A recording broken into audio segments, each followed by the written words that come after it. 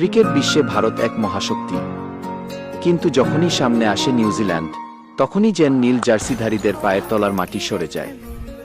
ইতিহাস সাক্ষী আছে, আইসিসি ইভেন্ট হোক বা বড় কোনো সিরিজ, নিউজিল্যান্ডের সেই শান্ত কিন্তু বিধ্বংসী আক্রমণের সামনে আমরা বারবার থমকে দাঁড়িয়েছি।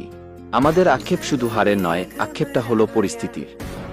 পরিসংখ্যানে আমরা এগিয়ে থাকলেও গুরুত্বপূর্ণ সময়ে নিউজিল্যান্ডের বিপক্ষে আমরা কোনোদিন সেভাবে আধিপত্য বিস্তার করে জিততে পারিনি।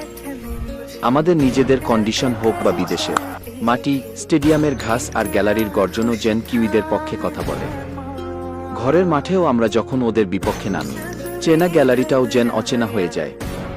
স্টেডিয়ামের সেই চেনা কোলাহলে আমরা জয়টা ছিনিয়ে আনতে পারিনি। কিন্তু লড়াইটা কি শুধু ব্যাটে বললে?